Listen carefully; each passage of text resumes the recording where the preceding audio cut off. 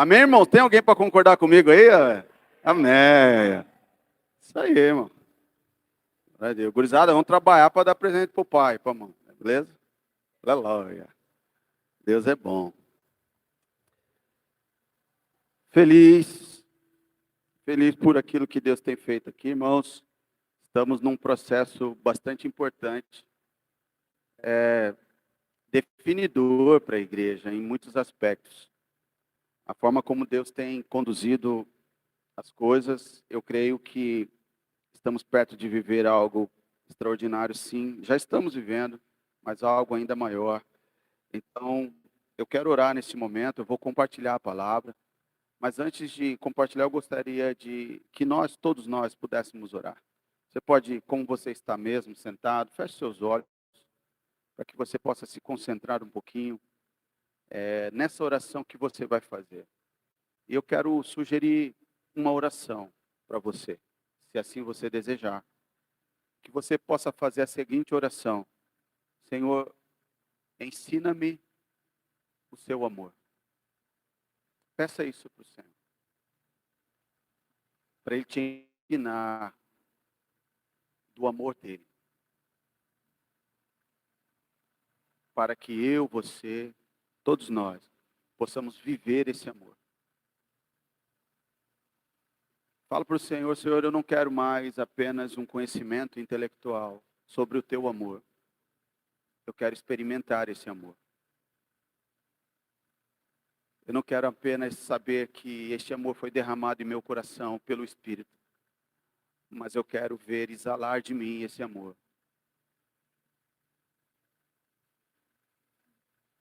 Peça para o Senhor derramar desse amor sobre a sua vida e trazer cura.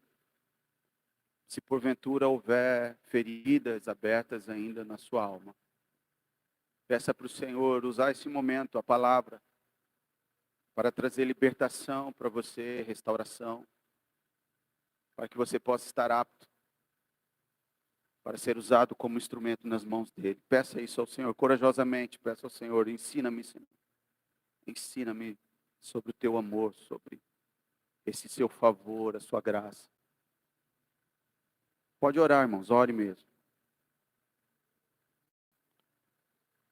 Ore, se entregando, ore, pedindo para que a unção que nos ensina todas as coisas seja derramada nesse lugar. Ore para que a unção que despedaça o jugo se manifeste aqui. Essa mesma unção que esmiuça a penha possa ser derramada neste lugar. Peça para o Senhor derramar uma unção que liberta cativos aqui agora. Você pode orar por isso? Fala: Senhor, derrama a tua unção que liberta cativos. Isso, peça para o Senhor acampar os anjos dele aqui. Peça para o Senhor dar liberalmente do seu Espírito sobre nós. Peça para o Senhor agora derramar sobre nós uma unção para tirar escamas dos olhos agora. Peça, igreja, peça para o Senhor desobstruir os ouvidos agora, em nome de Jesus. Peça para o Senhor agora nos livrar de todo espírito de confusão, de todo espírito de perturbação, de todo espírito que rouba a paz, que inflama o coração de uns contra os outros. Interceda agora por esta igreja, em nome de Jesus. Interceda por esse irmão que está do seu lado.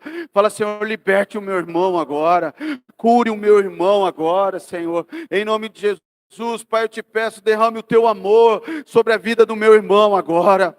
Que ele se sinta abraçado, que ele se sinta amado, que ele se sinta acolhido agora, pela tua palavra, transformado. Ore, igreja, ore para que ele possa experimentar qual seja a boa, perfeita e agradável vontade de Deus.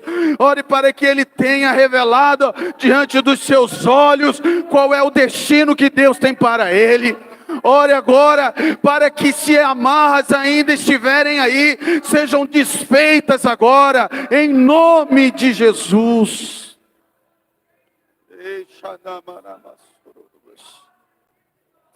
Oh,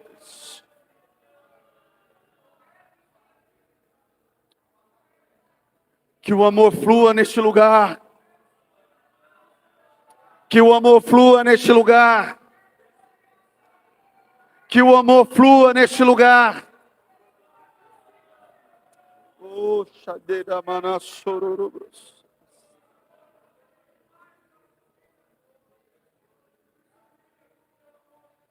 Aleluia. Que os corações gélidos sejam aquecidos. Que mortos venham para a vida. Que os cativos para a liberdade. Que os cegos vejam. Sim, Deus. Abra os céus nesse lugar. Abra os céus, Senhor. Os nossos corações estão prontos, Senhor. Preparados para receber a boa semente, que é a tua palavra. Em nome de Jesus, Pai, eu creio que a semente não cairá pelo caminho. O inimigo não vai roubar. Não cairá entre as pedras, nem entre os espinhos. A pressão da vida não vai sufocar. Os desejos desse mundo não serão mais atrativos que a tua palavra, Senhor. Creio que esta palavra cairá em solo bom. E nós declaramos, sim, Deus, cremos que o solo bom é o nosso coração. O coração completamente rendido a ti, Jesus. Amém e amém. Nós estamos numa série de mensagens, irmãos. Qual que é o nome da série de mensagens? Está ali? Não está ali, né? Mas você sabe qual é, né? Diga bem alto, até sermos um. Mais uma vez todos juntos, até sermos um. Foi o que Deus nos direcionou nesses dias para que nós pudéssemos tratar com a igreja acerca desse tema. E eu confesso aos irmãos que de 20 dias para cá, eu aprendi mais sobre esse tema do que nos últimos anos, irmãos. A forma como Deus tem mostrado para mim a importância da unidade. Porque eu sempre soube, desde que eu me converti há 19 anos atrás, sempre soube o quanto é importante a unidade para a igreja. Nós sabemos que a unidade, ela faz com que as bênçãos sejam derramadas sobre a vida da igreja, sobre as nossas vidas. Eu sabia de tudo isso, mas, sinceramente, mergulhando, aprofundando mais e mais e mais, quanto mais eu leio sobre, quanto mais eu estudo, quanto mais eu oro, mais eu percebo a seriedade sobre o tema. Não que antes eu não soubesse a importância, não que antes eu não desse a importância, mas existem pontos deste tema, quando nós estamos tratando desse tema, que nós negligenciamos, e isso é assustador quando nós vemos isso no meio da igreja. Quando nós vemos isso, por exemplo, eu estudando, lendo a palavra e orando, eu vejo quanto eu negligencio muitos aspectos que não sei porquê, por ignorância ou por dureza de coração, não sei o motivo ao certo, mas muitas vezes nós achamos que isso é tolerado por Deus. Então temos um estilo de vida, nós vivemos de um modo que nós negociamos alguns valores e quando de repente nós percebemos, nós estamos caminhando a passos largos para o inferno, achando que nós estamos agradando a Deus. Então é muito sério. E eu quero retomar essa conversa nossa, tomando aí como base o texto de Efésios no capítulo 4. Se você puder abrir a sua Bíblia, neste texto de Efésios no capítulo 4, a partir do verso número 11. Efésios 4, 11. Quando lá estiver, você dá um glória a Deus. A partir do verso 11, nós leremos até o verso 16, está escrito: E ele designou alguns para apóstolos, outros para profetas, outros para evangelistas e outros para pastores e mestres, com o fim de preparar os santos para a obra do ministério. Este é o objetivo de ter pastores na igreja: preparar os santos para a obra do ministério, para que o corpo de Cristo seja edificado, Olha essa parte, grifa aí. Até que todos alcancemos a unidade da fé e do conhecimento do Filho de Deus. Veja que ele dá pastores não para pregar, ele dá pastores para capacitar os santos para a obra do ministério, para o corpo de Cristo ser edificado. E este corpo, ele precisa ser edificado até que todos estejam unidos, a unidade, alcancemos a unidade da fé. E não só isso, a unidade da fé e também o conhecimento do Filho de Deus. Amém? E mais do que isso, ele aprofunda aí o objetivo desses líderes, pastores, mestres, todos esses que foram dados à igreja, é para que a igreja chegue à maturidade, atingindo assim a medida da plenitude de Cristo.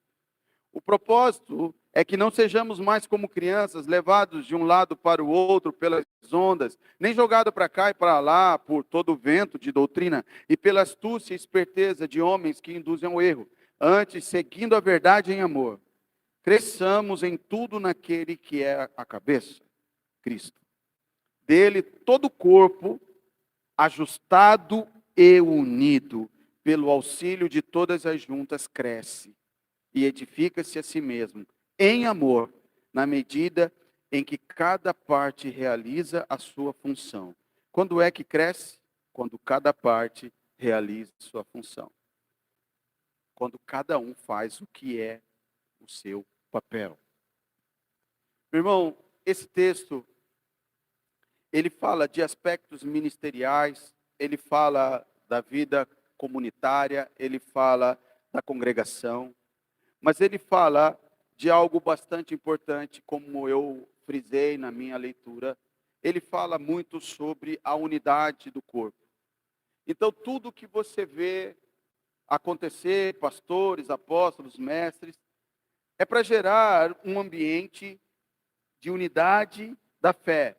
É para gerar um ambiente de maturidade. É para gerar crescimento na membresia, para gerar crescimento na vida dos irmãos, para que eles não sejam levados por qualquer vento de doutrina, ou por qualquer onda que venha, porventura, atingir a sua vida, e eles possam estar estáveis. Mas o que mantém a igreja estável é o vínculo do amor, este corpo ajustado e unido com auxílio de todas as juntas. Ele cresce e ele edifica-se a si mesmo em amor. Então, quando nós falamos de unidade, irmão, é algo muito sério. E se isso não tem te incomodado, ou seja, se não se importa, se você não está nem aí, nem um pouco preocupado, se está havendo falta de unidade na igreja, o seu problema pode ser mais sério. Porque pode ser que o Espírito Santo não habite em você. Negligenciar um fato tão grave pode ser a evidência da não conversão. A pergunta é, porque se o Espírito Santo nos conduz à unidade, por que que nós estamos nos distanciando? É uma pergunta que eu fiz na semana passada, eu retomo ela. Se o Espírito Santo nos conduz à unidade, por que estamos nos distanciando uns dos outros? Porque a vontade de ser um é evidência de salvação.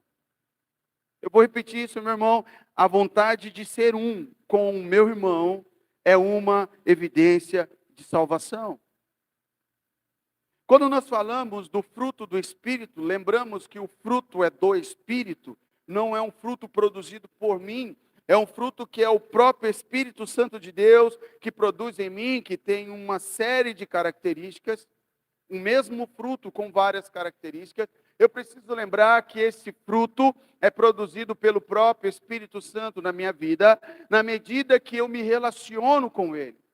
Então, se eu não estou tendo ou vendo na minha vida as características do fruto do Espírito, isso é sim uma evidência de que eu não estou tendo um relacionamento profundo com o Espírito Santo. Não tem nada a ver com temperamento. Tem muita gente que joga na conta do temperamento a falta de mansidão, de domínio próprio.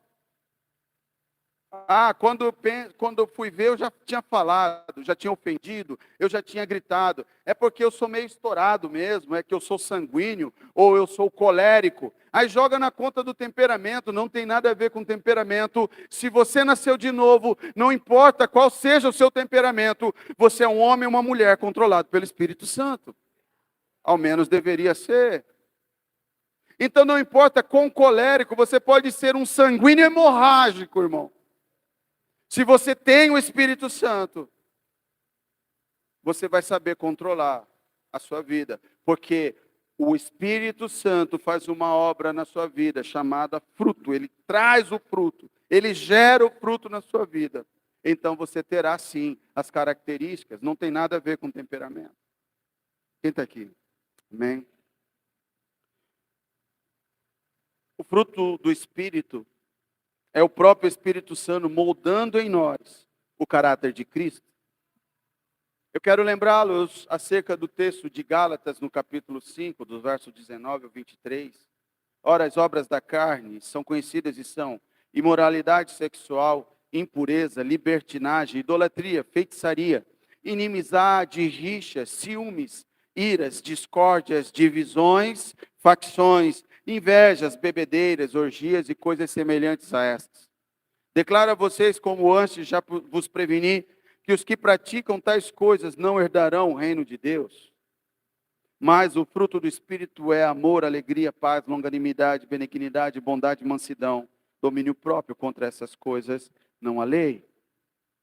Muitas vezes, quando nós fazemos um autoexame, nós olhamos então para a nossa vida, olhamos para o nosso comportamento, e nós pegamos Gálatas no capítulo 5, verso 19 e 20 ali, e nós fazemos uma lista.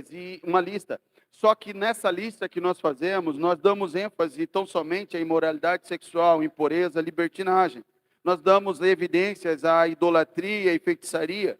Mas quando chega na parte da inimizade, rixa, ciúme, ira, discórdia, divisão, facção, inveja, nós negligenciamos isso, nós achamos que para Deus tudo bem, desde que eu não seja um impuro, desde que eu não seja um libertino, desde que eu não seja um lascivo, tudo bem se eu não gostar de andar com uma pessoa dentro da igreja, tudo bem se eu tiver rixa com alguém, tudo bem, não, está na mesma lista, meu irmão, na mesma lista da libertinagem, na mesma lista das bebedeiras, na mesma lista da orgia, está ali inimizade, rixa, ciúme, ira, discórdia, divisão, facção.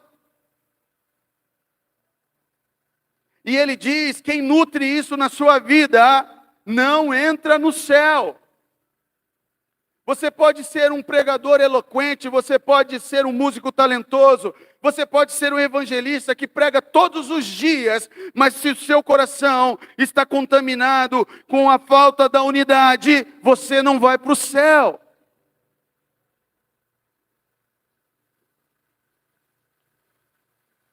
A lista que nós falamos, esses versículos mostram que a obra da carne me conduz para o caminho do sectarismo, me conduz para o caminho do partidarismo, o caminho da rixa. O que o Espírito faz em mim é moldar o meu caráter para que eu consiga ser um com o meu irmão. Vou dizer para você novamente, a obra que o Espírito Santo está fazendo na minha vida e na sua vida é para que tanto eu quanto você, nós tenhamos condições de sermos um. Quem está aqui? Amém? Veja como é sobrenatural. Aleluia. Então, irmão, viver isolado, preste atenção, para quem é um frequentador de igreja, preste atenção. Veja que eu não qualifiquei nem como cristão, nem como crente. Eu estou falando um frequentador de igreja. Preste atenção. Viver isolado, para quem é um frequentador de igreja, não é uma questão de temperamento. Se você frequenta uma igreja e você vive isolado, não é por causa do seu temperamento. É muito mais uma questão de pouca influência do Espírito Santo sobre a sua vida.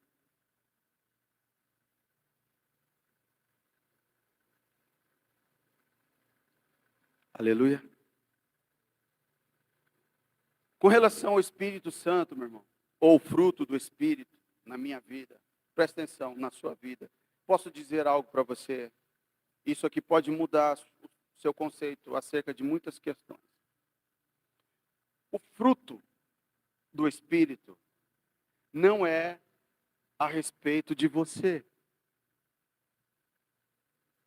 O fruto é para que sejamos um.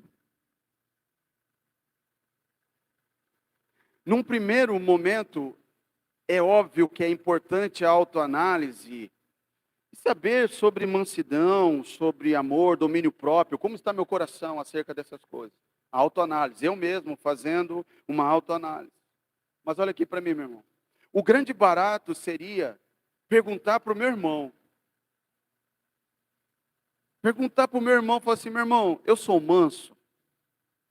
Eu sou longânimo? Você percebe que eu tenho domínio próprio? Porque o fruto, a evidência dele, vai estar na vida do outro. Então, o fruto do Espírito não é dado, meu irmão, para que você se sinta melhor. Não. Seja melhor tratado, seja mais amado, seja melhor cuidado, seja melhor compreendido. Quem está aqui? Eu não sei se você tem intimidade com essa pessoa que está do seu lado. Fala assim, você está vendo algum fruto do Espírito, alguma característica do fruto na minha vida?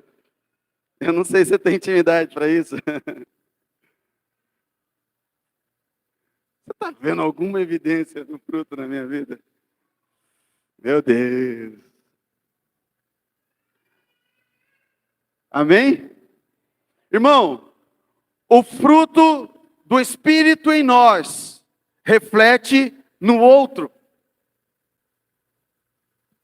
O fruto do Espírito em nós reflete no outro.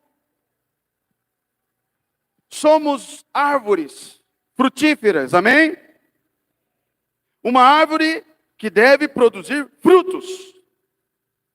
Agora eu pergunto para os senhores, alguém aqui já viu a árvore comer o próprio fruto? Você já viu a mangueira comendo a mangueira? Ou a manga? Cadê a manga? A mangueira comeu a manga. Você já viu? Alguém já viu? A mangueira comer a manga? A mangueira foi plantada, ela cresceu nutrida, frondosa, flores, fruto. Chega na estação certa, aquele fruto amadurece. Alguém vai desfrutar daquele fruto. Seja um pássaro, seja um roedor, seja uma pessoa. Alguém. Menos a mangueira. O fruto que o Espírito Santo produz em você é para que alguém desfrute desse fruto. Quem está aqui? Então não tem como você falar que você tem características do fruto se ninguém está comendo dele. Está tranquilo até aqui? Glória a Deus. Efésios no capítulo 4, verso 4. A palavra do Senhor diz que há um só Espírito. Há um só corpo, um só Espírito. Amém? Como também foste chamados em uma só esperança. Então, um só Espírito, um só corpo, uma só esperança. É isso que ele diz. Um Espírito. Quantos Espíritos? Quantos Espíritos? Agora vamos raciocinar junto aqui, irmão. Eu vou pensar alto e você pensa alto junto comigo aqui. Amém? Acompanhe meu raciocínio. Irmão, não faz sentido estarmos divididos se há um só Espírito. Não faz sentido estarmos divididos. Ou o Espírito não está em mim, ou o Espírito não está em você. Se há um só Espírito, Não há lógica estarmos divididos. Ou ele não está em mim, ou ele não está em você. Eu acho que todos nós precisamos fazer algumas reflexões hoje aqui.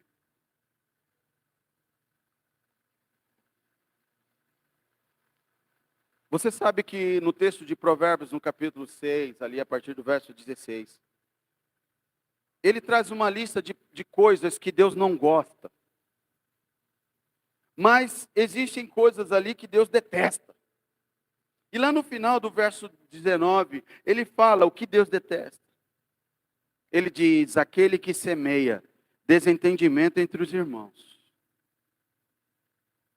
Uma pessoa que semeia desentendimento entre os irmãos, ao invés de ser amado por Deus, ele é detestado por Deus.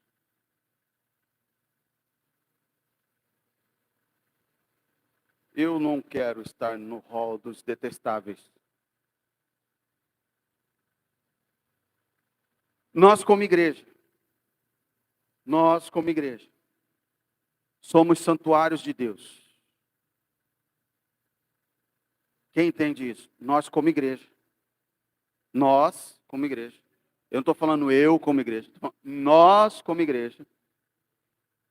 E somente quando nós, como igreja, somos santuários de Deus. Coríntios, 1 Coríntios diz: ai daquele que destruir o santuário de Deus. 1 Coríntios 3. Leia lá, versos 16 e 17. Não sabeis vós que sois templo do Espírito de Deus? E que o Espírito de Deus habita em vós? Se alguém destruir o templo de Deus, Deus o destruirá. Porque o templo de Deus sois vós. Nós somos o templo de Deus. Ai daquele que tentar destruir o templo de Deus. A Bíblia diz que este será destruído pelo próprio Deus. Diga misericórdia. Olha aqui para mim, meu irmão. Guarde isso no seu coração. Quem destruir a unidade da igreja será destruído por Deus. Quem destruir a unidade da igreja será destruído por Deus. Seja o irmão de perto, seja o irmão de longe, seja o irmão famoso da internet, não importa, se alguém destruir a unidade da igreja, será destruído por Deus. Tiago capítulo 3, o verso 9 diz: com a língua bendizemos o Senhor e Pai. Com a língua nós declaramos louvores, adoramos o Senhor. Mas com essa mesma língua nós amaldiçoamos os homens, feito à semelhança de Deus. Homens feitos à semelhança de Deus. Com a mesma língua que eu canto sobre o nome de Jesus, a mesma língua eu uso para destruir homens que foram feitos à imagem de Deus. Então eu quero tratar neste momento sobre a incoerência. Uma incoerência com aquilo que nós carregamos. Nós carregamos o Espírito Santo, nós somos a habitação do Espírito Santo. Então existe uma incoerência, eu quero tratar sobre isso agora. Porque, irmãos, nós podemos ser bons em muitas coisas. Como eu disse no início. Podemos ser bons em muitas coisas. Meu irmão, você pode profetizar o que for e adivinhar tudo. Você fala, o trem acontece. Pode pregar que é uma beleza. Pode ter sonhos, visões, não importa. Você pode ser bom. Mas se você é promotor de desavença, se você fala mal dos outros, isso é vergonha para o corpo. Tiago 3,13 diz: quem é o sábio e tem entendimento entre vocês? que o demonstre por seu bom procedimento, mediante as obras praticadas, com a humildade que provém da sabedoria. Contudo, se vocês abrigam no coração inveja amarga, ambição egoísta, não se gloriem disso, nem neguem a verdade. O que esse texto está dizendo? Não importa o quão bom você seja, não importa o quão bom seja o seu procedimento, se o seu coração está contaminado de inveja amarga e ambição egoísta, você tem um problema sério. Existe uma incoerência na nossa vida, uma incoerência com aquilo que nós carregamos. 1 João, no capítulo 3, os versos 14 até ao 16, abra sua Bíblia, por favor, e acompanhe essa leitura comigo.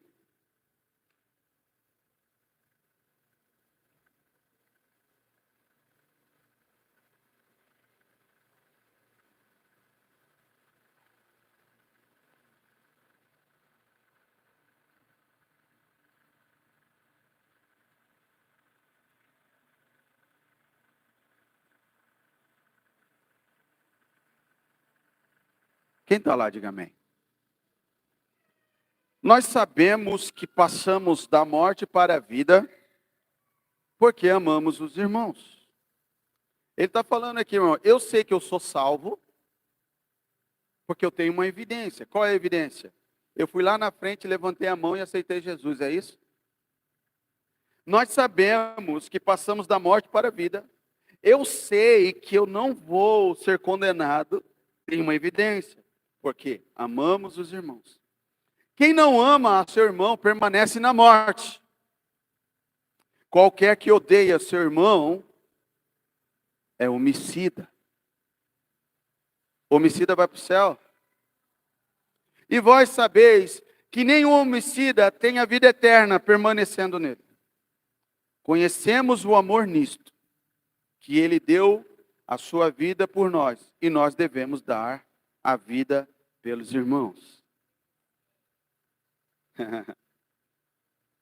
Está fácil para nós não, irmão. O que fazer com um versículo desse, irmão? Fecha a Bíblia como se, não, tudo bem.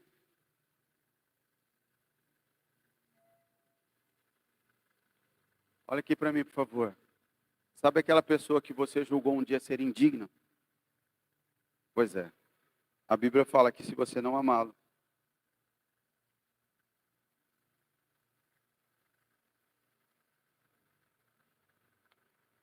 eu pergunto, se o Espírito Santo habita em nós, ele não está produzindo fruto. Por quê? Se ele habita em nós, onde estão as evidências do fruto?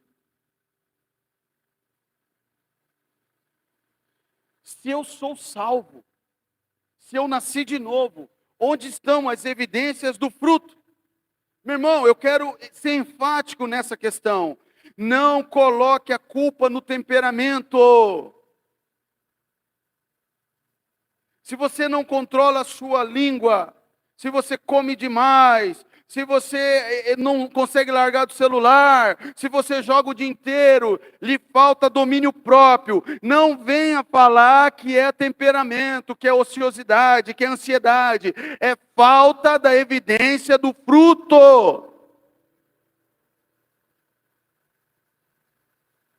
Eu não estou negligenciando os temperamentos. Eles existem, Deus te fez com esse temperamento, meu irmão. Se você nasceu colérico, você vai morrer colérico. Se você nasceu fleumático, você vai morrer fleumático. Se você nasceu melancólico, você vai morrer melancólico. Acontece que quando você entrega a sua vida para Jesus, você passa a ser regido pelo Espírito Santo de Deus.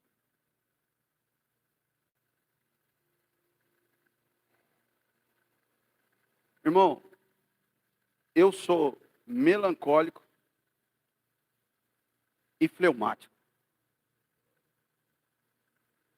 Para falar em um melancólico, fleumático, para falar em público, meu irmão.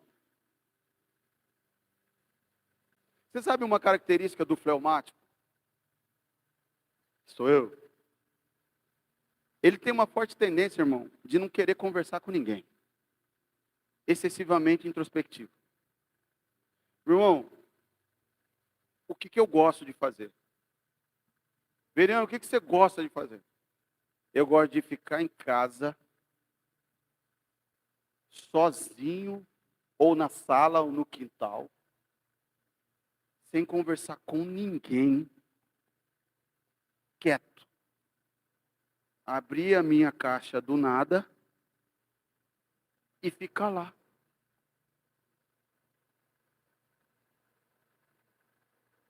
Aí, ele teve a brilhante ideia de me chamar para ser pastor de igreja.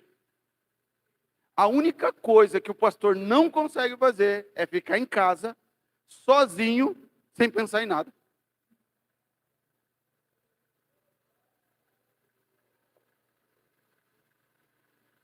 Falar em público, meu irmão, é um martírio. É difícil.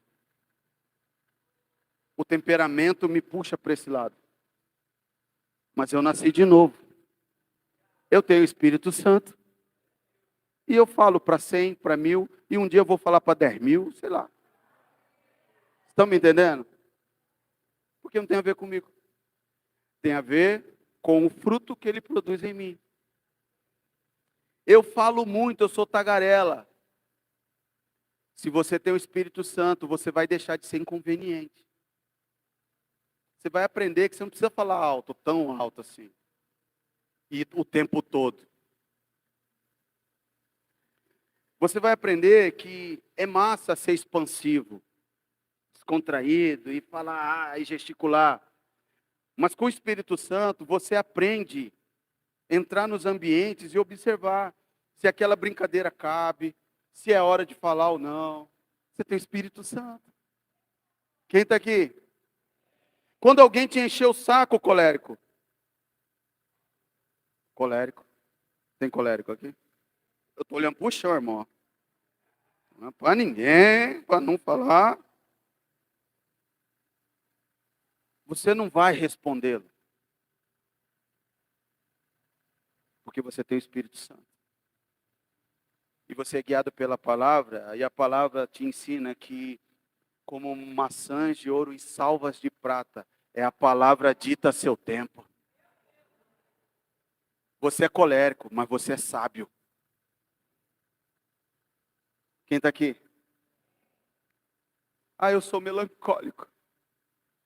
Eu gosto de ficar no meu quarto, trancado, assistindo dorama. Porque, irmão, você quer ser melancólico, assiste dorama, ué.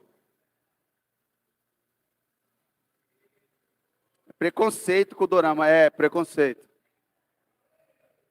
Não, não é preconceito, é conceito. Porque eu já vi esse negócio. Meu Deus do céu. É igual o cara que assiste, escuta sofrência, irmão. Como que não fica deprimido, gente? Meu Deus do céu. Tem aí com raiva já, quando eu falo de dorama já.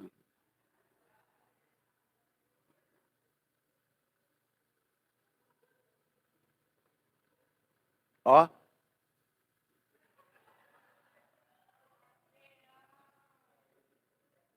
você tem o fruto, irmão. Você tem o fruto. Amém? Glória a Deus. Ele está aí dentro de você, produzindo fruto? João no capítulo 15, no versos 1 e 2. A palavra do Senhor diz: eu sou a videira verdadeira e meu pai é o agricultor. Jesus está falando aqui, ó. Eu sou a videira e meu pai é o agricultor. E ele continua dizendo: todo ramo que estando em mim, todo ramo estando em mim, não dá fruto, ele retira. E todo aquele que dá fruto, ele limpa para que dê mais fruto ainda. Olha aqui para mim, por favor, meu irmão. Existe uma expectativa no coração do Pai para que frutifiquemos. Ele disse aqui: se está em mim, de duas uma. Você está em Cristo? Tá, beleza. De duas uma.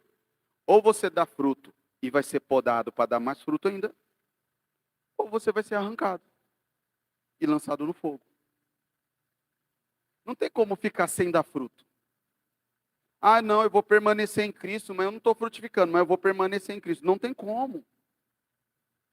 E não foi eu que disse, meu irmão, Jesus que falou. João no capítulo 15, versos 3 a 5 diz: vós estáis limpo pela palavra que vos tenho falado. Está em mim e eu em vós. Ó, Jesus está falando, ó, vocês estão em mim e eu estou em vocês. Como a vara de si mesma não pode dar fruto, a vara sozinha não pode dar fruto, se não estiver na videira. Assim também vós, se não estiver em mim. Eu sou a videira verdadeira, vós as varas. Quem está em mim e eu nele, esse dá muito fruto. Porque sem mim, nada podeis fazer. Meu irmão, existe uma incoerência aí. Você falar que está em Cristo e não produzir fruto. Está errado. O problema, igreja, infelizmente alguns irmãos tratam o Espírito Santo muito mais como um poder. Uma vez um irmão falou bem assim: o Espírito Santo baixou. Eu falei, pronto, agora é terreiro, né? Agora, o Espírito Santo baixou. Que Espírito Santo baixou, irmão? Dá a impressão que você está na igreja e de repente o Espírito Santo entrou. Ué? Ele estava fora? Como que você chegou aqui, crente? Sem o Espírito Santo? É que muitos crentes tratam o Espírito Santo como um poder que ativa todo mundo para rodar, entendeu? Sapatear, pular, aí, dado um momento, desliga o poder, aí todo mundo fica quietinho. Quem está aqui? Aleluia. Ele não é um poder, meu irmão, ele é uma pessoa. A palavra, ele é uma pessoa. Diga, o Espírito Santo é uma pessoa. Meu irmão, a palavra nos deixa claro que o Espírito Santo de Deus é uma pessoa que ama, que sente, que fala, que ouve. Que tem como missão conduzir a igreja. É o Espírito Santo. Que tem como missão produzir em nós o fruto. Aleluia! Glória a Deus! Eu li uma frase de Eurico Bergstein. Ele diz assim: o Espírito Santo ajuda o crente a entregar-se inteiramente ao Senhor, para assim dominar sua velha natureza. Eu quero falar de novo para o colérico. Ê, colérico. Quando eu pensei, já tinha falado. Pois é, o Espírito Santo ajuda você. Ele te leva à rendição completa ao Senhor. Porque quando você se render por completo, você vai conseguir dominar a sua velha natureza. Então, se tem crente falando que não controla a língua porque ele é colérico, tem alguma coisa errada, porque o Espírito Santo te conduz ao arrependimento, à confissão de pecado, ele te leva a uma rendição completa. E é nesse estágio que você consegue dominar a velha natureza. Quem está aqui? Eu vou retomar uma fala antiga que eu falo há muito tempo. Eu falei que nós temos que abolir do nosso meio, em nome de Jesus. Que o povo fala assim: crente não bebe, mas come que é uma beleza. É verdade? Crente come pra caramba. É verdade. Mas, meu irmão, será que não tem gula no meio aí? Falta de domínio próprio? Fala assim: eu não vou comer.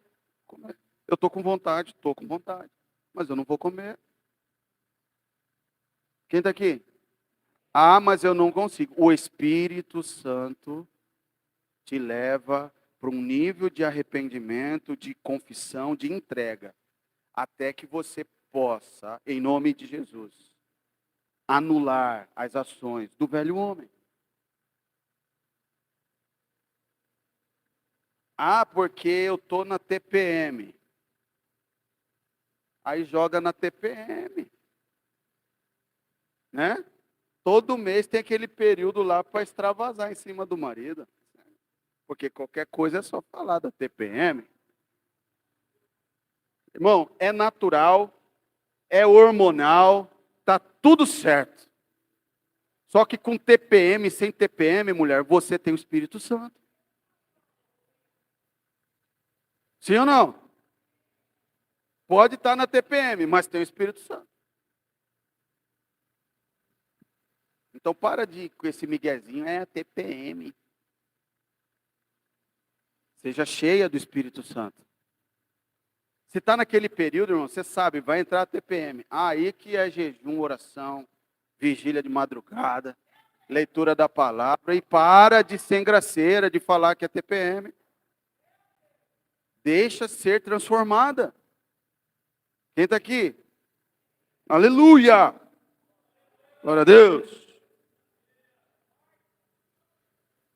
O fruto do Espírito produz santificação.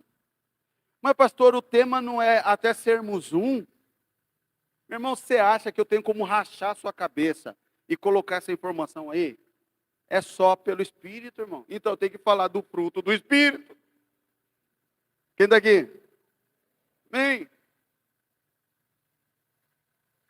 Pensa comigo, irmão. Como é possível você falar, por exemplo, eu não vou estar em unidade com aquele irmão ali.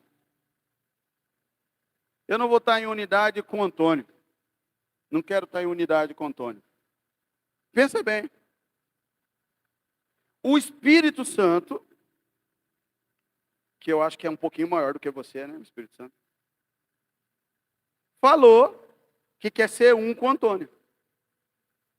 O Espírito Santo quer ser um com o Antônio.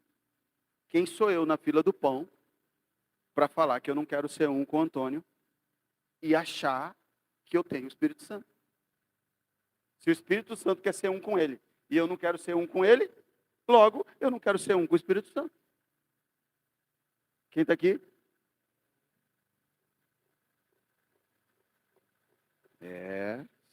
Está pensativo aí, né, irmão?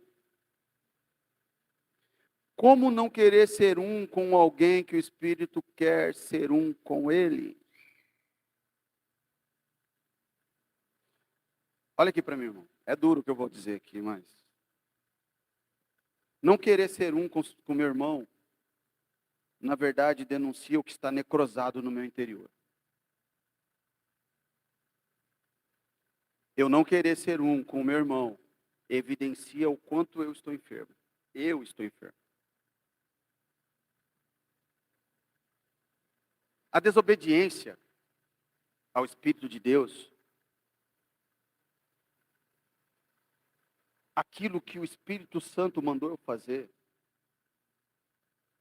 as pequenas coisas, sabe aquela desobediência pequenininha, outra desobediência, outra.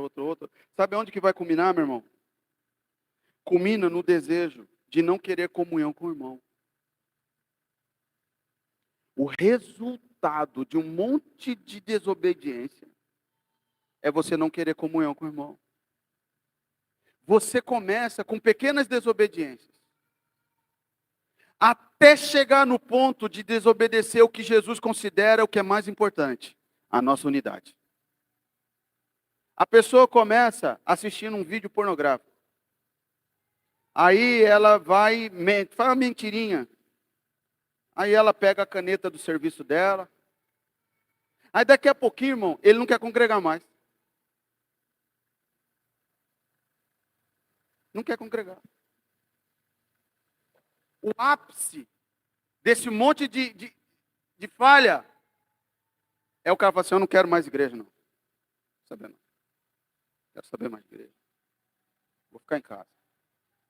Mas por quê? Porque o irmão, aí pronto. Começa, né? É o irmão. Mas na verdade, a falta de desejo de estar em unidade revela a necrose no meu coração.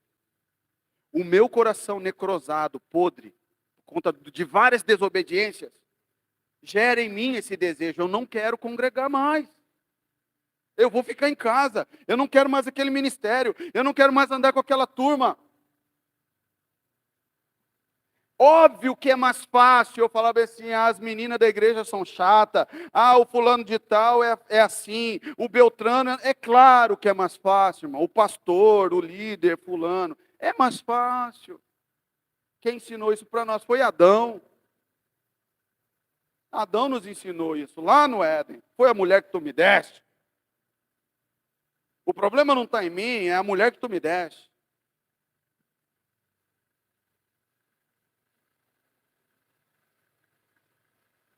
Para julgar, meu irmão. Então, essa um monte de falha, de desobediência, aquilo que o Espírito Santo manda fazer e você não faz, culmina nisso. A ruptura. A ruptura. Então, muitos, no alto da sua arrogância, falam bem assim, eu não quero andar com fulano, porque, claro que ele não verbaliza isso. Mas está lá dentro. Não é digno da minha companhia. Eu vou andar com outras pessoas. Meu irmão, olha aqui. Você não tem condições de julgar se uma pessoa é digna ou não de andar com você. Irmão, presta atenção. Não é do púlpito. Não é do púlpito. Você não tem como me julgar do púlpito. E daqui do púlpito eu não tenho como julgar você. Não é do púlpito que eu descubro. Não é do púlpito, ou eu aqui no púlpito, você aí que você descobre. Não é do púlpito que você descobre. É a mesa. É a mesa. Não é púlpito, é mesa. Não é culto de domingo à noite, é mesa. Você, meu irmão, não vai me conhecer apenas pelas minhas pregações. Mas você vai me conhecer se você sentar comigo para comer 1 quilo de sal, pelo menos. Aí você vai começar a me conhecer. Esse irmão que você está acostumado a ver só a nuca dele. E você sai daqui com a convicção, você tem plena certeza que esse irmão é um chato, que esse irmão é metido, porque passou por você e não cumprimentou. Você não tem condições de julgar esse irmão, só porque você está sentado perto dele. Você só pode julgá-lo se você sentar à mesa com ele, e comer 1 quilo de sal com ele, e chorar com ele, e orar com ele, saber das dores dele, ajudar ele a sair dessa situação. Aí você vai poder falar, esse irmão aqui, ó. Quem está aqui?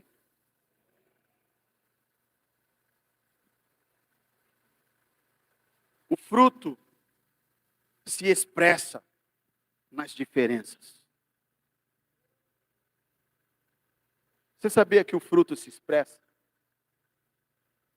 É isso mesmo, irmão. É convivendo com as pessoas que você terá revelado para você mesmo se você é um convertido ou se você é apenas um convencido. É convivendo com as pessoas que o Espírito Santo vai revelar para você mesmo. Não sou eu que vou dizer, vai revelar para você. É na convivência com as pessoas que o Espírito revela para você se você de fato é um convertido ou se você é apenas um convencido. Porque o fruto se expressa. Quem está aqui? Tem uma história que eu já contei algumas vezes. E isso aí dá para você entender. É uma história, tá, irmão? Não é fato, não. É história. Mas é para ilustrar. Imagina, né, um missionário que tem paixão muito grande pelas crianças lá do Camboja, que estão em estado degradante lá, um país miserável, que elas não têm o que comer. Imagina esse missionário, ele volta para o Brasil e ele vai participar de um culto, como esse aqui, por exemplo. Ele é missionário, em outra nação, e ele cuida de crianças. Com pouco recurso, pouquinho que ele tem, ele consegue ajudar um certo número de crianças. Imagina a cena. Vocês estão comigo aqui, irmão? Está imaginando comigo? Imagina ele num culto como esse, ouvindo um pastor como eu pregar, e no final da mensagem o pastor fala assim, cadê os casais da igreja? E todo mundo aqui, aqui os casais. Próximo final de semana, nós vamos ter um rodízio de pizza só para os casais e o valor é R$ 150. Aí o missionário está ouvindo isso aí, né? Aí o missionário dá uma empinadinha no pescoço assim, né? Ele faz uma base assim, rapaz, 30 casais.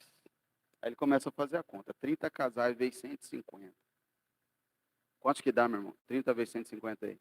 4.500? É isso? Hã? É, irmão. Aí ele fala assim, 4.500. Aí ele faz a conta, rapaz, eu alimento uma criança lá com R$ 1 por dia. Eu alimento tantas crianças. Aí ele faz a conta. Eu falo, esse pastor aí está desviado.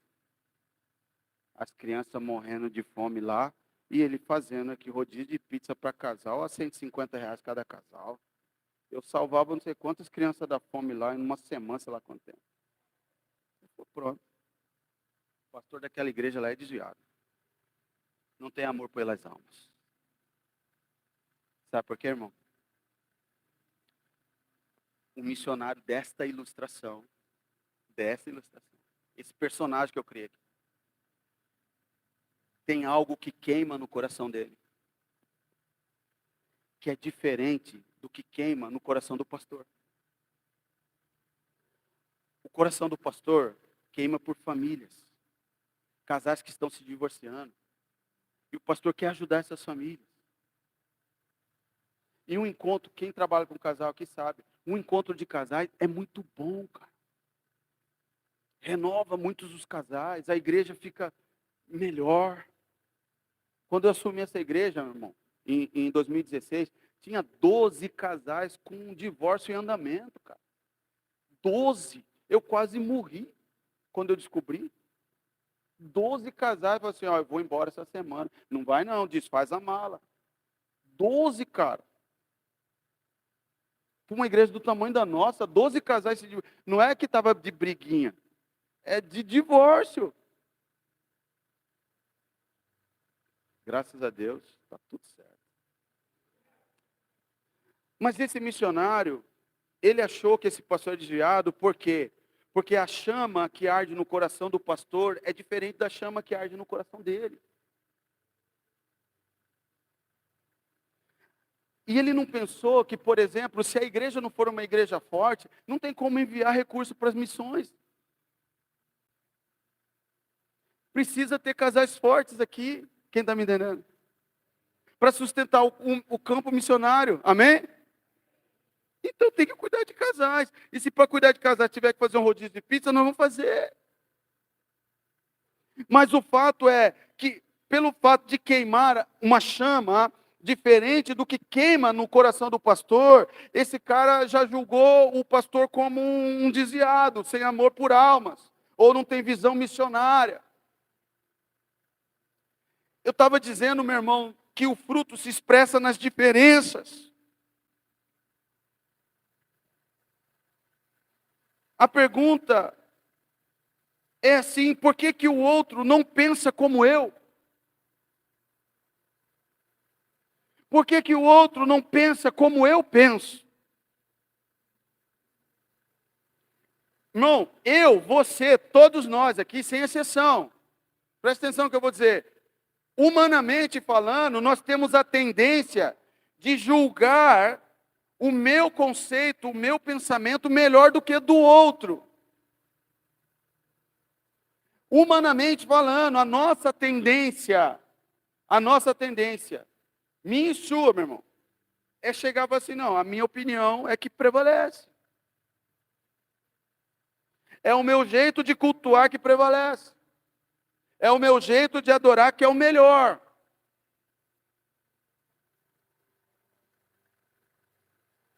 Não sei se você está me entendendo. Mas o fruto se expressa na diferença. Meu irmão, não é que tem que queimar igual. Queimar diferente não tem problema. O problema é não queimar. E porque queima diferente, o seu coração queima diferente do que queima no coração do irmão, Você quer apagar o que está no coração do irmão para que prevaleça o que queima no seu coração. Pior é ainda é aquele que não queima por nada e quer que o outro pare de queimar.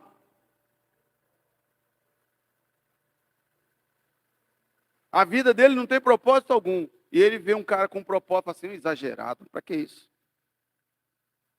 Precisa disso. Eu te pergunto, o que queima no seu coração? O que queima no seu coração?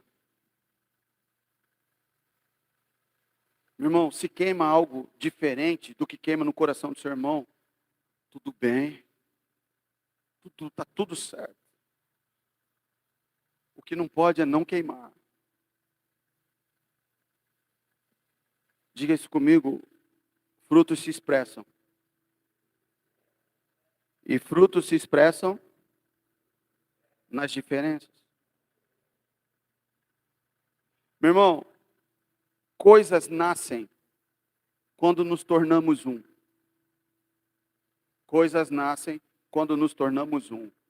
Eu me tornei uma só carne com Danúbia. Ó a belezura que nasceu aqui. Ana Vitória. Fio. Ela tá com vergonha. Mas é linda mesmo, né? E tem mais duas lá.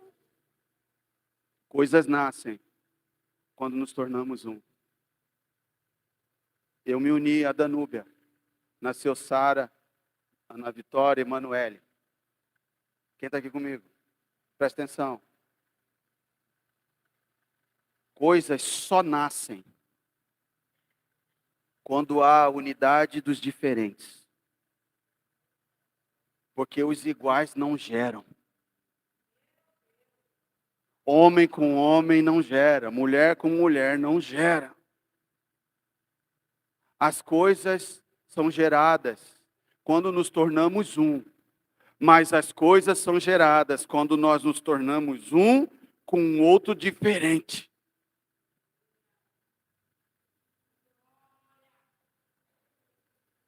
Não há uniformidade na igreja. Mas deve haver unidade. Sem unidade, nós podemos até produzir coisas, mas não pessoas para o reino.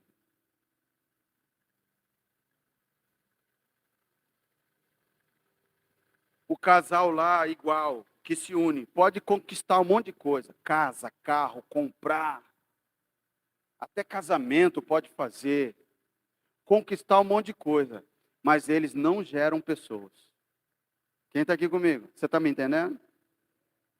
Agora, quando se une os diferentes, é a única forma de gerar pessoas. E quando nós estamos falando do âmbito espiritual, meu irmão, você andar com a galera que só pensa igual você pensa, pode fazer um monte de coisa, irmão. Você pode cantar, tocar, assobiar, você pode ter um time de futebol na igreja, você pode fazer um monte de coisa, meu irmão, mas presta atenção. Para gerar vidas para o reino, tem que estar tudo misturado.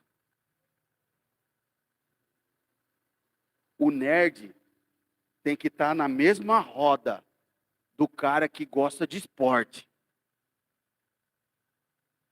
O músico tem que estar andando junto com aquele cara que desafina até para pedir benção. Já viu aquele cara que é desafinado, até para pedir benção ele desafina. Benção, mãe! Cara, o músico tem que andar com o cara desafinado.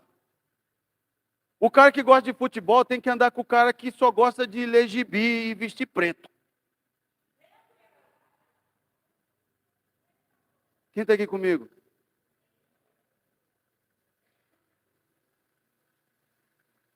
O do trabalho manual tem que andar com o cara que não tem paciência nem para... Aí o cara que não tem paciência vai lá ajudar no trabalho manual. Já joga, já sai de perto, né? Tem que andar junto, irmão. A química acontece aí.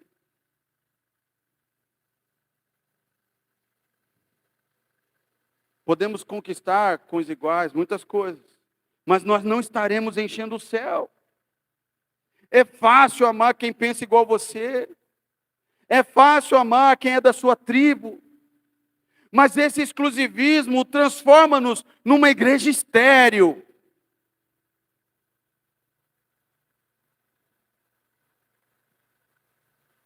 Então tá, vamos para a prática. Como que nós podemos começar? Quem quer saber aqui? Como começar? Como resolver esse problema? Agora é prática, irmão. Prática, prática, prática. Presta atenção aqui. Marque um almoço com quem não é da sua panela. Pronto. Essa semana. Você vai marcar um almoço com quem não é da sua panela. Se é que você ainda está dentro da panela, né? Marque um almoço com quem não é da sua panela. Jovem, adolescente, presta atenção aqui em mim. Marque um rolê com quem não combina com você. Você que é quietinha, que ninguém nem ouve sua voz. Você vai marcar um rolê com o mais tagarela, que fala que, pelo amor de Deus.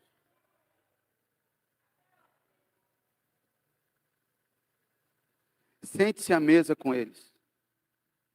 E deixa de ser arrogante.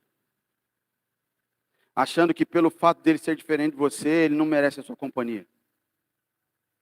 Lembre-se, meu irmão, essa pessoa aí foi feita à imagem e semelhança de Deus. Eu estou em Cristo. Eu estou em Cristo. O Espírito Santo está em mim. Mas Jesus disse que ele é um com o Pai.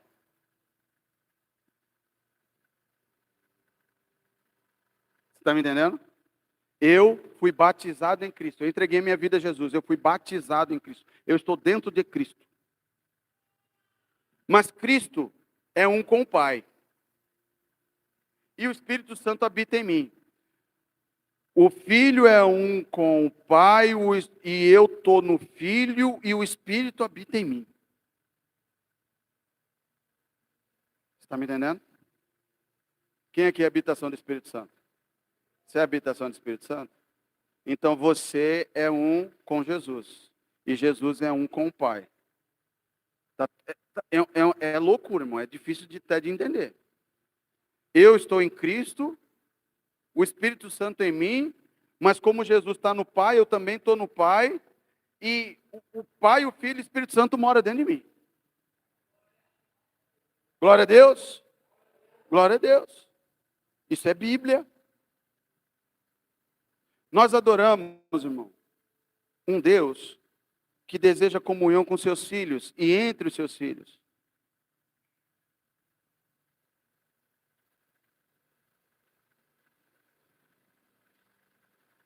Você sabe essa parada de ser feito imagem e semelhança de Deus? Presta atenção nisso aqui, irmão. Sabe quem que foi feita imagem e semelhança de Deus? Nós. E não eu. Eu não fui feito imagem e semelhança. O nós fomos feitos imagem e semelhança. Eu reflito a imagem de Deus quando eu sou nós. É uma agressão à língua portuguesa, mas calma aí, só para você entender. Eu reflito a imagem de Deus quando eu for nós. Quem está me entendendo? Eu não reflito a imagem e semelhança de Deus. Agora nós, irmão.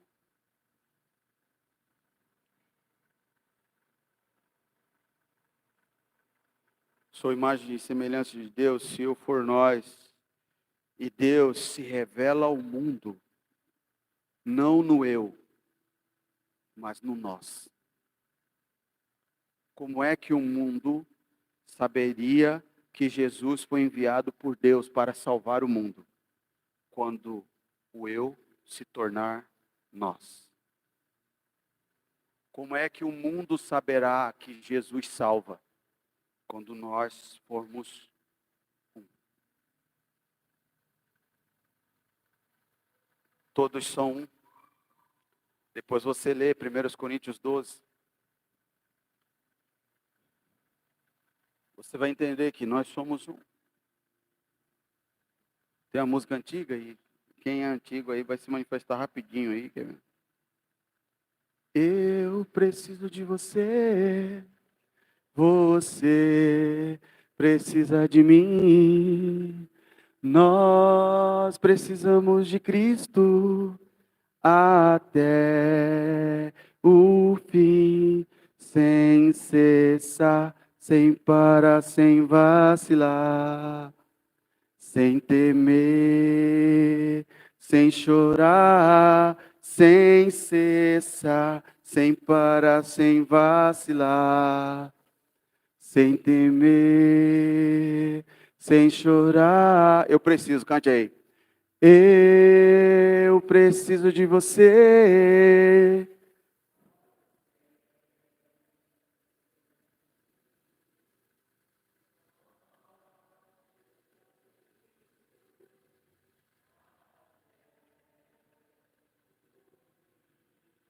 Sem cessar, sem parar, sem vacilar.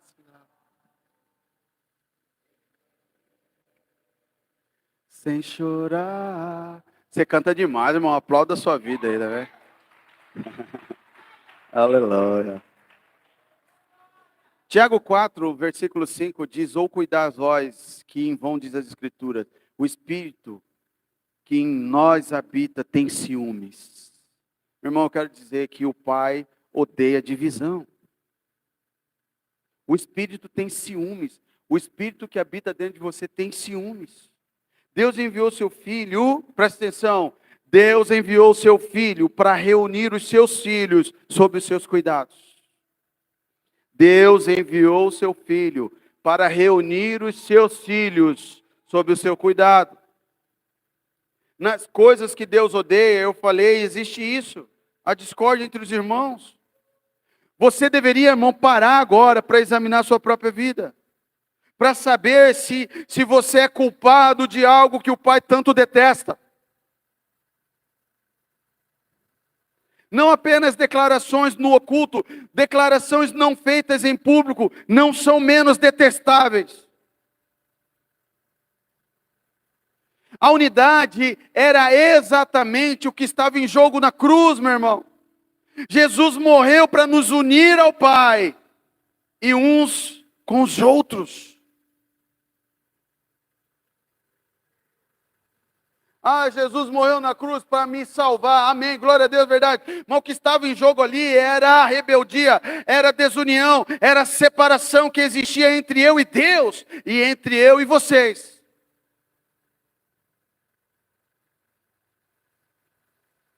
Efésios 2, 13 e 14.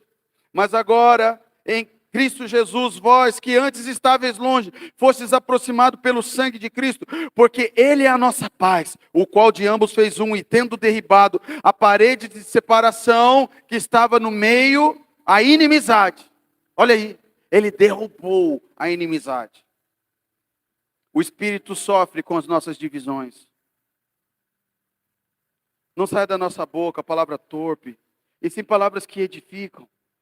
E de acordo com a necessidade. E desse jeito transmita graça aos que ouvem. E não entristeçais o Espírito de Deus, no qual foste selado para o dia da redenção. Não entristeçais o Espírito. Paulo estava falando das ações desagregadoras. Se o Espírito Santo se entristece, e o Espírito Santo habita em mim, então eu deveria sentir tristeza. Eu deveria ser afetado profundamente com a falta de união. Irmão, presta atenção.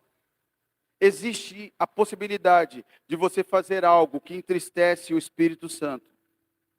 Ou seja, estar separado de um irmão. E ainda estar bem? Como que você faz algo que entristece o coração do Espírito Santo e falar que está bem? Deus não quer que você tenha um conhecimento intelectual, irmão. Ele quer você cumprir as ordens. Ele não a contragosto, mas em amor. Um amor verdadeiro. Porque o Espírito habita em nós. Então, quanto mais entrelaçado com o Espírito Santo, mais eu vou sentir o que ele sente, mais eu vou amar o que ele ama e me entristecer com o que ele se entristece. O Deus transcendente, meu irmão, imagina Deus abrindo a sua boca agora. Ele engole o universo, meu irmão. Sim ou não? Esse é o Deus que eu sirvo, ele é um Deus grande. O universo está na palma da mão dele, irmão.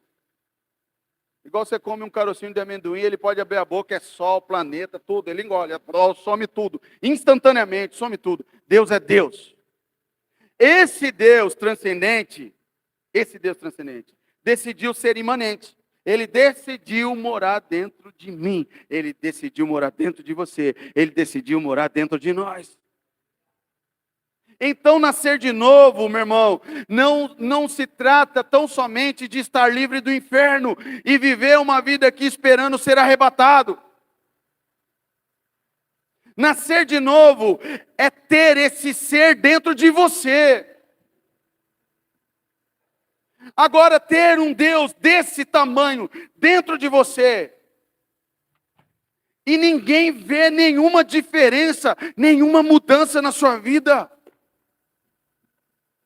Como pode ter um Deus desse tamanho morando dentro de você e ninguém notar a diferença? Você continua com o mesmo estilo de vida, o mesmo linguajar, o mesmo vício, o mesmo palavreado, os mesmos comportamentos. Que Deus é esse que habita dentro de você, que não gera mudança na sua vida? Porque o Deus que servimos, Ele ressuscita mortos.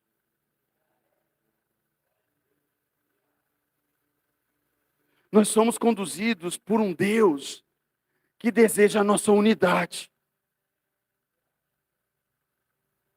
E a unidade, meu irmão, é consequência imediata de uma conversão genuína. Porque Paulo diz em Coríntios 11, porque antes de tudo estou informado haver divisões entre vós quando reunis na igreja. E eu em parte o creio, porque até mesmo importa que haja partido entre vós. Por que ele falou que era bom que tivesse partido? Divisões. Ele fala, verso 19 lá, para que também os aprovados se tornem conhecidos no vosso meio. Ele falou assim, é bom que tenha divisão no meio, porque vai revelar quem é crente e quem não é. É isso que Paulo está falando. 1 João, no capítulo 2, verso 19, eles saíram de nosso meio, entretanto não eram dos nossos, porque se tivessem sido dos nossos, teriam permanecido conosco. Eles teriam ficado. Todavia eles se foram, para que ficasse manifesto que nenhum deles é dos nossos. Paulo e João estão dizendo que existem discórdias, para que fique claro que nem todos que estão numa reunião fazem parte do corpo de Cristo. Ele diz que durante a sua carta, João diz durante a sua carta, lá 1 João, depois, irmão, tarefa da semana, leia 1 João, todinho, com essa perspectiva aqui, que eu estou dizendo, sobre a evidência do novo nascimento. Você não é novo nascido, você não vai para o céu só porque você fez uma oração aqui na frente, irmão. Lê lá e você vai descobrir. Ele diz durante essa carta que qualquer um que fala que é cristão, mas não demonstra mudança de comportamento, é mentiroso. Porque quando uma pessoa experimenta a salvação, o que nós deveríamos esperar dela? Mudança de vida. É o mesmo rancor de 200 anos atrás. É o mesmo linguajar de 200 anos atrás. É o mesmo ressentimento de 320 anos atrás. O crente não muda, é a mesma coisa. 1 João 6 diz, se afirmamos que temos comunhão com Ele, mas andamos na escuridão, nós mentimos. 1 João 2, 3, 6 diz, se alguém diz, o conheço, mas não obedece, é mentiroso. 1 João 2, 9, 10, se você diz que está na luz, mas odeia seu irmão, ainda está na escuridão. 1 João 3, 6 e 10 diz: quem permanece nele e continua a pecar, não conhece, não entende quem ele é. Assim podemos identificar quem é filho de Deus e filho do diabo. 1 João 3, 6 a 10. Fala que nós podemos identificar quem é filho de Deus e quem é filho do diabo. Como? Que ele permanece no pecado. Ser cristão, meu irmão, presta atenção, não é falar para as pessoas que você frequenta determinada igreja. Ser cristão significa que Cristo entrou em você. Amém? Significa que Cristo preencheu você com seu amor. Significa que esse Cristo que entrou em você, que preencheu você com amor, está derramando a sua vida através de você para as pessoas que te cercam. As pessoas que te cercam têm que experimentar o amor que Cristo derramou no seu coração.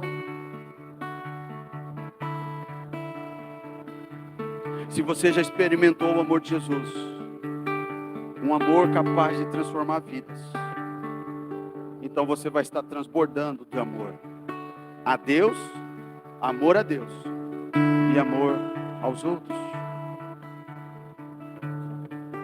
Você pode ficar em pé, eu quero orar. Não se movimente se não for necessário, tá, irmão? Eu quero terminar a mensagem aqui, antes de orar. Se você, presta atenção, meu irmão, se você tem dificuldade de se relacionar com alguém, se você tem dificuldade de amar, eu gostaria que você fosse muito sincero e fizesse uma pergunta para você mesmo. Faça essa pergunta para você. Não sou eu que vou julgar, ninguém vai julgar, mas o Espírito vai mostrar para você. Mas faça essa pergunta. Faça assim, ó. O Espírito de Deus realmente entrou em mim? Se você tem dificuldade de se relacionar, se você tem dificuldade de amar, se você tem dificuldade de estar no meio, seja lá quem for, faça essa pergunta: eu sou salvo mesmo? O Espírito Santo habita em mim?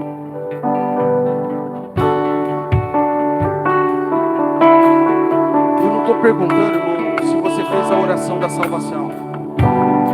Se você fez a oração da salvação, irmão, não é errado, tá? Não é errado. O errado é acreditar que a oração da salvação, aquela que você fez, veio aqui à frente, entrega minha vida tudo. O errado não é fazer a oração.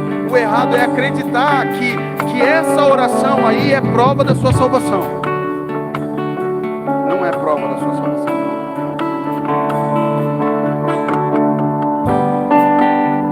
Apocalipse 3:20, o Senhor Jesus disse: eis que estou à porta.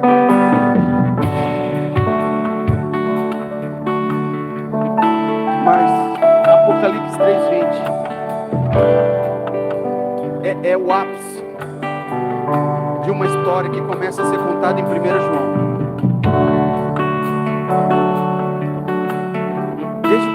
Lá em 1 João ele começa a falar: se você é crente, mas você vive de tal jeito, você não é crente não. Se você fala que é crente, mas você faz tal coisa, você não é crente não. Se você diz que conhece Deus, mas o seu comportamento é tal comportamento, você não é crente não.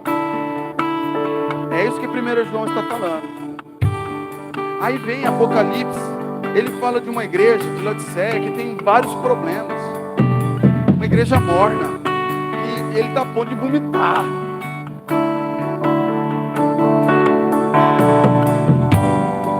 Ele está a ponto de vomitar. Mas chega um momento que ele fala: isso que estou morto. Filipenses 1:27-28 diz assim, meu irmão: na verdade, é indício de perdição, mas para vós salvação, isso de Deus, porque a vós foi concedido em relação a Cristo, não somente crer nele, como também padecer por ele, tendo o mesmo combate que já em mim tendes visto, e agora ouvis, está em mim. Meu irmão, esse texto está falando de unidade, que a unidade é a forma de nos mantermos preservados. Se você sai daqui, meu irmão, fica emburrado com qualquer que seja a pessoa, de repente eu sou o problema, você foi emburrado comigo. Aí você vai para casa empurrado. Lá você fica vulnerável. É na unidade que nós somos preservados. Quem está me entendendo? A estratégia do diabo sempre foi essa, de manter pessoas duvidando do juízo de Deus, relativizando o juízo de Deus, até ser tarde demais para aquela pessoa. Dividir a igreja é um trabalho dele. Satanás trabalha arduamente para dividir a igreja, porque se dividir a igreja, ele remove o poder. Porque com o tempo, até aqueles mais dedicados, o cristão mais dedicado, eles vão se desanimando. Meu irmão, é tanta panelinha, que até os crentes mais crentes, eles vão ficando desanimados.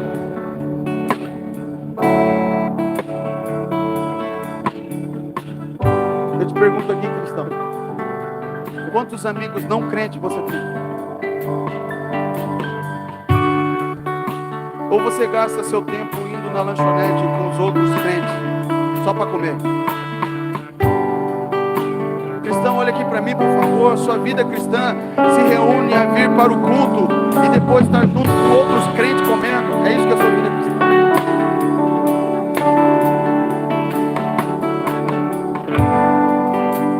Existe uma missão. Existe uma missão comum. E a nossa missão comum deveria nos levar à unidade.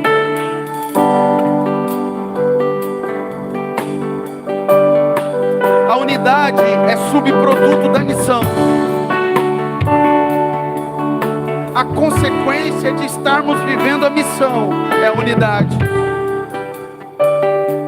Imagina um casamento, irmão, sem propósito, um casal vive sem propósito. Assim são muitas igrejas.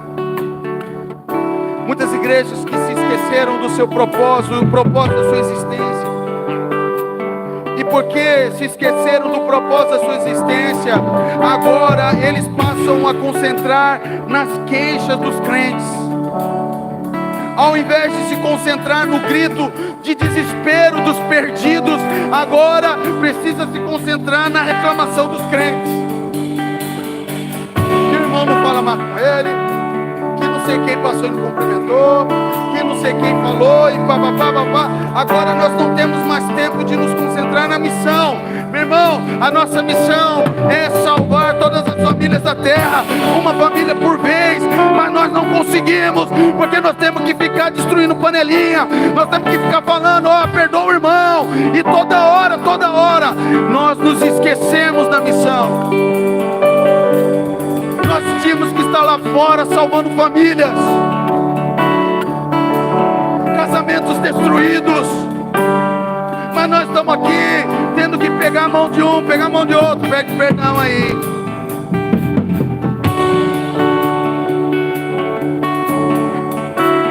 E o perdido está lá fora, rouco de tanto gritar por desespero.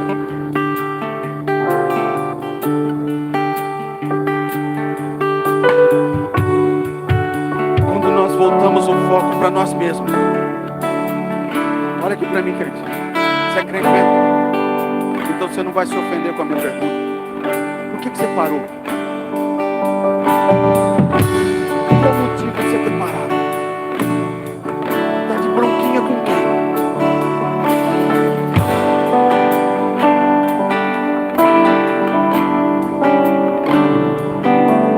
Nós voltamos o foco para nós mesmos. Os conflitos começam a infiltrar, irmão, na mente e no coração. E agora eu não tenho tempo mais pro caído, pro perdido, porque eu sou agora o centro. Eu estou ferido, tá? Você está ferido, Cristo te cura. Essa palavra é para a igreja, para a gente.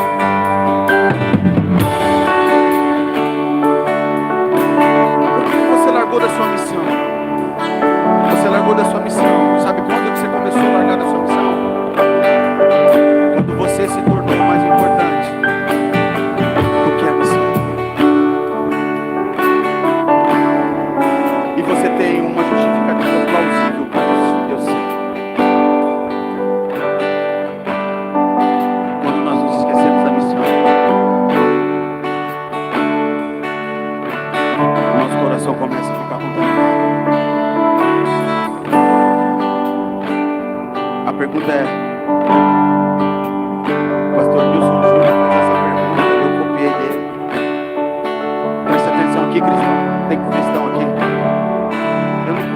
quero saber se tem crente. Eu quero saber se tem cristão aqui. Tem cristão nesse lugar? A pergunta, cristã, é para você. Se você quer viver para si mesmo, por que dizer que entregou sua vida a Cristo?